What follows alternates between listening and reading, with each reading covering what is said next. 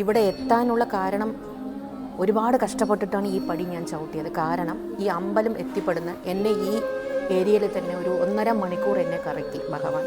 കാരണം നമ്മൾ എന്തിനു വേണ്ടിയിട്ടാണോ എന്നെ ഞാൻ അറിയണം, ഫോർ വാട്ട് ഫോർ നമ്മൾ ഉണ്ടാവുമല്ലോ. സത്യം പറഞ്ഞാൽ ഞാൻ അമ്പലത്തിൽ വരുമ്പോൾ ഒരു സാധാരണ ഒരു എംപ്ലോയി ആയിട്ടാണ് ഒരു കമ്പനിയിൽ ജോലി ചെയ്തത്. എൻ്റെ ഒരു വലിയൊരു എയിമായിരുന്നു ഒരു കമ്പനി സ്റ്റാർട്ട് ചെയ്ത് നമ്മളൊരു 4 പേർക്ക് ഉപയോഗത്തിലൊരു ശമ്പളം കൊടുക്കണം. അതെല്ലാവരുടെ ആഗ്രഹമായിരിക്കും, എൻ്റെയും ഒരു ആഗ്രഹത്തിലൊരു ചെറിയ ആഗ്രഹമായിരുന്നു. അങ്ങനെ ഞാൻ സ്റ്റാർട്ട് ചെയ്ത് ഇപ്പോൾ I M running A second company. സത്യം പറഞ്ഞാൽ ഭഗവാൻ എന്നെ നടത്തുകയാണ്. ആദ്യത്തെ ഒരു കമ്പനി നമ്മൾ കോയമ്പത്തൂർ വെച്ചിട്ടുണ്ട്, സോഫ്റ്റ്വെയറാണ്. സെക്കൻഡ് കമ്പനി ബാംഗ്ലൂർ റീസെൻ്റ്ലി നമ്മൾ സ്റ്റാർട്ട് ചെയ്തിട്ടുണ്ട്.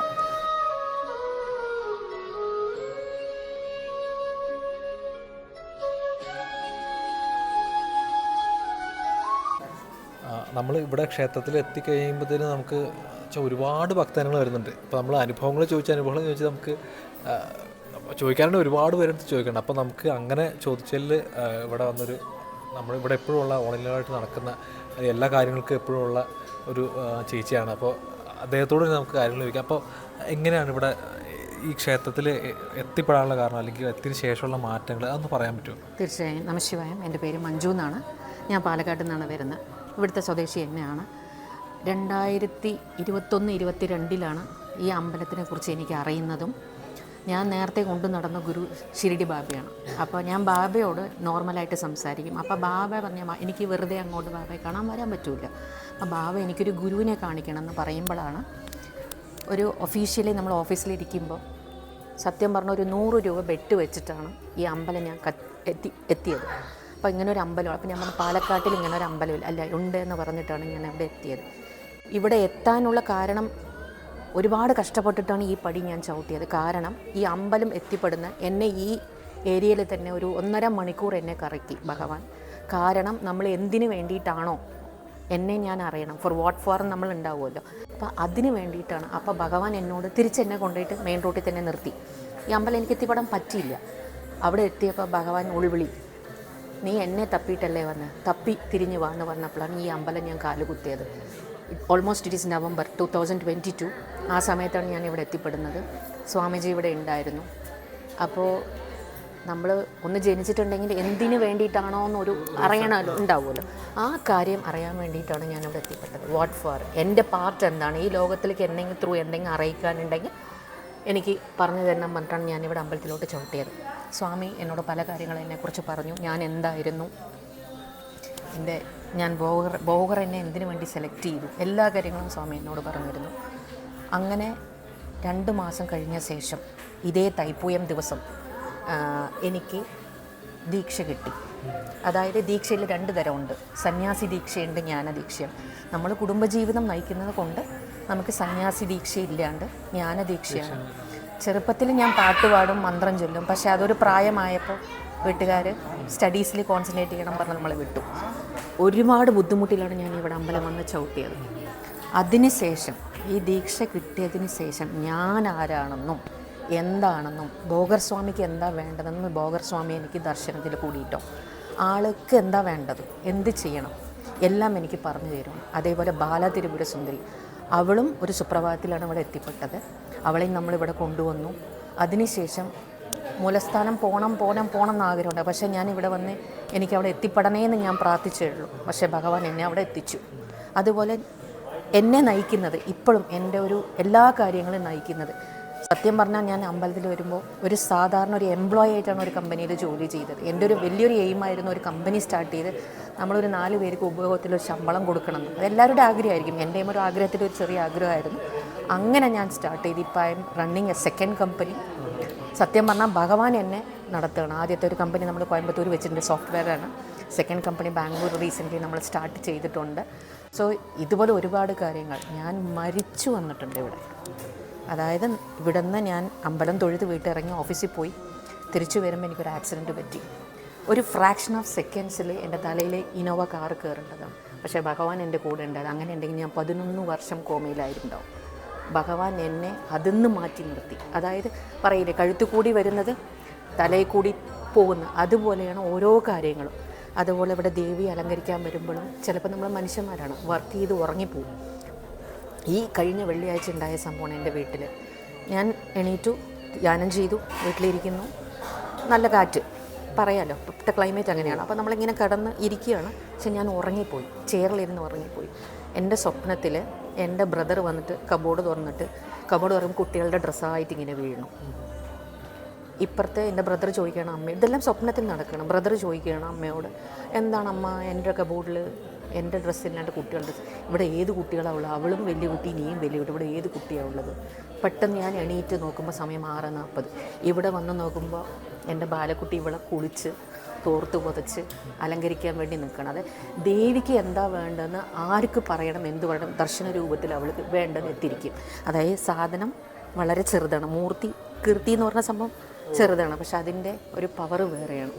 അതാണ് ബാലത്രിപുര സുന്ദരി. മുരുകനും അതേപോലെയാണ്, ത്രികോണ ശക്തിയായിട്ടാണ് ഇവരിയ്ക്കുന്നത്. ഇന്ന് ഞാൻ പാട്ടുപാടുന്നു, എല്ലാം ചെയ്യുന്നതിന് ഭഗവാന്റെ കൃപ കൊണ്ട് മാത്രമാണ്. അല്ലാണ്ട് ഒരിക്കൽ എന്ത് കേട്ടാലും എന്നെക്കൊണ്ട് പാടാനുള്ള കഴിവ് ബോഹറപ്പൻ എനിക്ക് തന്നിട്ടുണ്ട്. ഇന്നും എന്ത് കാര്യത്തിന് വേണ്ടി, പക്ഷേ ഇവിടെ ചവിട്ടി കയറുമ്പോൾ എനിക്ക് വേണ്ടി ഞാൻ പ്രാർത്ഥിക്കില്ല, എന്നെ കൊണ്ട് നടക്കുന്നത് കൊണ്ട്. സത്യം അതാണ്. എനിക്ക് വേണ്ടിയിട്ടോ എൻ്റെ കുടുംബത്തിന് വേണ്ടിയിട്ടോ ഞാൻ പ്രാർത്ഥിക്കില്ല.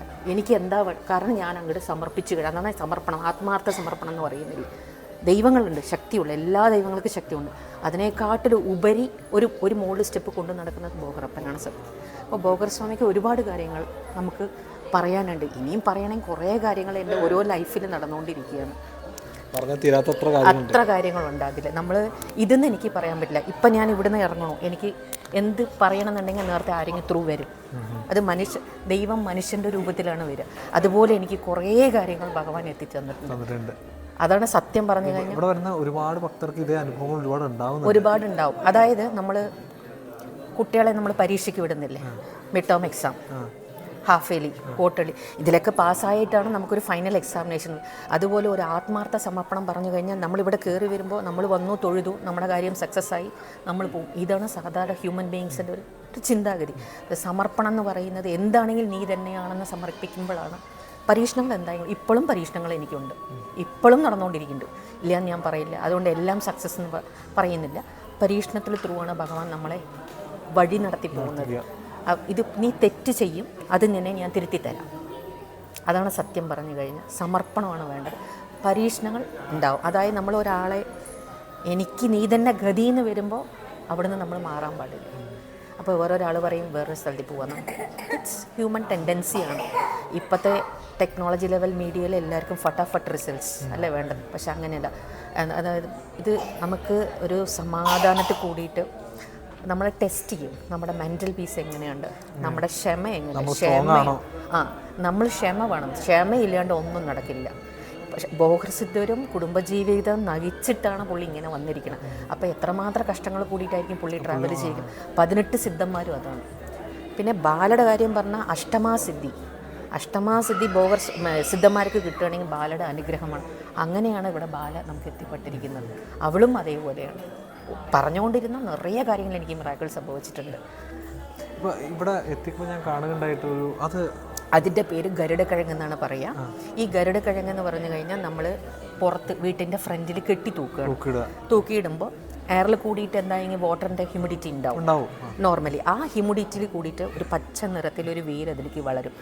ഇത് കൺദൃഷ്ടി മാറ്റുമെന്നാണ് പറയുന്നത്. അപ്പോൾ വീട്ടിലുള്ള നെഗറ്റീവ് എനർജി പുറത്തു പോകും. ഇൻ കേസ് നമ്മൾ നെഗറ്റീവ് എനർജി വരാനുള്ളതുണ്ടെങ്കിൽ അതും ഉള്ളിലോട്ട് വരും.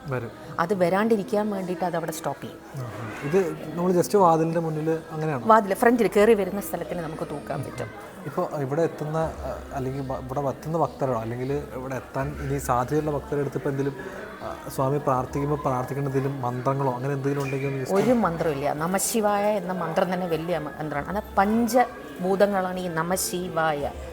കാറ്റ്, സ്പേസ്, എയർ, വാട്ടർ, ഫയർ എന്ന് പറയില്ലേ, ഇതാണ് ഈ നമശിവായ. പഞ്ചഭൂതമാണ് ഈ നമശിവായത്തിലുള്ളത്. നമശിവായ മന്ത്രം തന്നെ ഏറ്റവും വലിയ മന്ത്രമാണ് സത്യം പറഞ്ഞു കഴിഞ്ഞാൽ. നമുക്ക് ഇന്ന മന്ത്രം വേണം, ഇന്നത് തന്നെ പ്രാർത്ഥിക്കണം എന്നില്ല. ഇല്ല, എനിക്ക് നമശിവായ പോലും പറയാൻ അറിയില്ല എന്ന് പറഞ്ഞാൽ ആത്മാർത്ഥത. എനിക്കറിയില്ല, എന്നെ കൊണ്ടാവുന്ന ഇത് മാത്രമേ ഉള്ളൂ. അതായത് നേച്ചുറലായിട്ട് നമ്മൾ സംഭവിക്കുന്നതും നമ്മൾ ഇത് പറഞ്ഞാലേ നടക്കുന്നു എന്ന് പറഞ്ഞ രണ്ട് തരമുണ്ട് അതിൽ.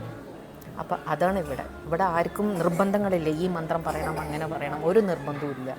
പക്ഷേ സ്വാമി പറയുന്ന നമശിവായ മന്ത്രമാണ് ഏറ്റവും വലിയ മന്ത്രം. ഓം എന്ന് പറയുന്ന ഓംകാരമാണ് നമശിവായ വലിയ മന്ത്രം. കാരണം ഈ നമശിവായ എന്തുകൊണ്ട് പറയണമെന്ന്, ഭോഗർസിദ്ധനും ശിവൻ്റെ വഴി കൂടി, അഗസ്ത്യർ ഇവരെല്ലാം ശിവൻ്റെ വഴി കൂടി നടന്നവരാണ്. അപ്പം അതുകൊണ്ടാണ് ഈ നമശിവായ മന്ത്രം നമ്മളിവിടെ പറഞ്ഞുകൊണ്ടിരിക്കുന്നത്. ഈ നമശിവായ പറയുമ്പോൾ ഓട്ടോമാറ്റിക്കലി നമ്മളറിയാണ്ട് നമ്മളൊരു 108 പ്രാവശ്യം ഇങ്ങനെ ദിവസം പറയുമ്പോൾ നമ്മളറിയാണ്ട് നമ്മൾ ഒരുപാട് കാര്യങ്ങളും നടക്കും, ബോഡിയിൽ ചേഞ്ചസ് നമ്മളറിയാതെ. എൻ്റെ ചക്രാസ് ആക്ടിവേറ്റ് ആയതുപോലും എനിക്കറിയില്ല. സത്യം അതാണ്, എൻ്റെ ചക്രാസ് ആക്ടിവേറ്റ് ആയത് ഇതുവരെ എനിക്കറിയില്ല. പക്ഷേ എനിക്കൊരു കാലഘട്ടത്തിൽ അറിഞ്ഞു, അതിനുള്ള കാര്യങ്ങളും എനിക്ക് കിട്ടി. അത് ഭഗവാന്റെ ആക്ടിവേറ്റ് ആവും. അതെ, നമ്മൾ ഈ ഓം പറയുന്നതും വലിയൊരു ഇതാണല്ലോ. ഓം നമ ശിവായ എന്ന് പറയുന്നത് നമ്മളിങ്ങനെ പറഞ്ഞുകൊണ്ടിരിക്കുമ്പോൾ നമ്മളറിയാണ്ട് നമ്മുടെ ചക്രാസ് ആക്ടിവേറ്റ് ആവും. അത് എനിക്ക് മിറാക്കിളാണെന്ന് ഞാൻ പറയാം. ഐ എം നോട്ട് ഒരു പ്രോംപ്റ്റ് റീഡറോ അല്ല പ്രോംപ്റ്റായിട്ട് നമ്മളൊരു സ്ഥലത്തിൽ പോയിട്ട് മെഡിറ്റേഷൻ പഠിച്ചിട്ടില്ല. ഞാനിത് മാത്രമേ ചെയ്തിട്ടുള്ളൂ. അത് ഞാൻ പറയാം, ആത്മാർത്ഥ സമർപ്പണം. എനിക്കിതറിയും, ഞാനിത് പറയുന്നു, ഭഗവാൻ എന്നെ സഹായിക്കുന്നു, അത്ര മാത്രമേ ഉള്ളൂ. മാഡം ഇവിടെ തന്നെയാണ് താമസം? വീട് ഞാൻ ഇവിടുന്ന് ഒരു 3 കിലോമീറ്ററാണ്, കരിങ്കരപ്പള്ളി വരുന്ന സ്ഥലത്തിലാണ്. അപ്പോൾ ഇവിടെ തൊഴാൻ വേണ്ടി എന്നും വരും. 22 തൊട്ടിട്ട് എൻ്റെ മാറ്റങ്ങളും എൻ്റെ കാര്യങ്ങളും എന്നെ കൊണ്ട് നടക്കുന്ന ഒരാളാണ്. സത്യം പറഞ്ഞാൽ എൻ്റെ അച്ഛനായിട്ടാണ് ഞാൻ നോക്കുന്നത്. അല്ല, നമ്മൾ വന്നപ്പോഴും കാണേണ്ട എല്ലാ കാര്യത്തിനും മാഡം ഉണ്ടാകുന്നു. നമ്മൾ ഫുഡിൻ്റെ കാര്യങ്ങൾ നോക്കാനാണെങ്കിലും അന്നദാനത്തിൻ്റെ ആണെങ്കിലും മന്ത്രങ്ങൾ ചൊല്ലാനാണെങ്കിലും ഒക്കെ മാഡമായിരുന്നു മുന്നിൽ. അപ്പോൾ അതാണ് മാഡത്തിനോട് നമ്മൾ കാര്യങ്ങൾ ചോദിക്കാമെന്ന് വെച്ചത്. അപ്പോൾ എന്തായാലും ഇത്രയും ഇപ്പം എന്തായാലും ഇവിടെ വരുന്ന ലാസ്റ്റായിട്ട് ഇപ്പോൾ വരുന്ന ഭക്തരെടുത്ത് എന്താ പറയാനുള്ള ഒരു ചെറിയ അറിവ് ഇതിലും? അല്ല, ഭക്തരെടുത്ത് ഞാൻ എപ്പോഴും പറയുന്ന ഒരു കാര്യമുള്ളൂ, ആത്മാർത്ഥ സമർപ്പണം. അത് വേണം. നമ്മൾ തിരിച്ച് ഭഗവാൻ നമ്മൾക്ക്, അതായത് ഞാൻ പറഞ്ഞില്ലേ, ഒരു പീസ് നമുക്ക് ആദ്യം നമ്മളെ മാറ്റാനുള്ളത്. നമ്മൾ എന്ത് തന്നെ പറഞ്ഞിട്ട് ഇവിടെ വരണു, ഞാൻ മാറണം, ഞാൻ തെറ്റ് ചെയ്തു, ഇനി ഞാൻ ആവർത്തിക്കില്ല, എന്നെ രക്ഷിക്കണേ എന്ന് വരുന്ന സ്ഥലത്തിൽ ഇവിടെ വന്നു, ഒരു ഹോമം ചെയ്തു, നമ്മൾ പോയി, പിന്നെ ഞാൻ ആ തെറ്റ് ആ തെറ്റ് ആവർത്തിക്കരുത്. ഞാൻ ഇനി ആവർത്തിക്കില്ല എന്ന് ഞാൻ മാറണം. ഞാൻ മാറിയാലേ അത് നടക്കും, അല്ലാണ്ട് ഒരിക്കലും നടക്കില്ല. എല്ലാവിടെയും തന്നെ നിങ്ങൾ അമ്പലത്തിൽ പോയി തൊഴുതാലും ഒരു പുഷ്പാഞ്ജലി ചെയ്ത് വന്നാലും നമ്മുടെ മനഃശാന്തിക്ക് വേണ്ടിയിട്ടാണ് പുഷ്പാഞ്ജലി ചെയ്യുന്നത്. നമ്മുടെ ജാതകം നോക്കും, ഗ്രഹചാരം നോക്കും, ഒരുപാട് കാര്യങ്ങളുണ്ട് അതിൻ്റെ അകത്ത്, അല്ലേ? അപ്പോൾ ജസ്റ്റ് നിങ്ങളിത് നമ്പൂതിരി പറയാവേണം ഇത് ചെയ്യുമെന്ന് പറയാം. അപ്പം നമ്മുടെ ഒരു ആത്മശാന്തിയാണ് അവിടെ കിട്ടുന്നത്. പിന്നെയും തിരിച്ച് പ്രശ്നം വരുമ്പോൾ നമ്മൾ അങ്ങോട്ടേക്കാണ് പോകണം, അങ്ങോട്ടേക്ക്. It's A rotation. അപ്പം നമ്മൾ മാറാൻ തയ്യാറാവണം. നമ്മൾ മാറിയാൽ മാത്രമേ ഈ കാര്യങ്ങളെല്ലാം മുന്നോട്ട് പോകുള്ളൂ. അപ്പോൾ എന്തായാലും ഇത്ര വലിയ കാര്യങ്ങൾ നമ്മുടെ ഭക്തർക്ക് പറഞ്ഞതിന് വേണ്ടി താങ്ക് യു, നന്ദി. നമഃശിവായ.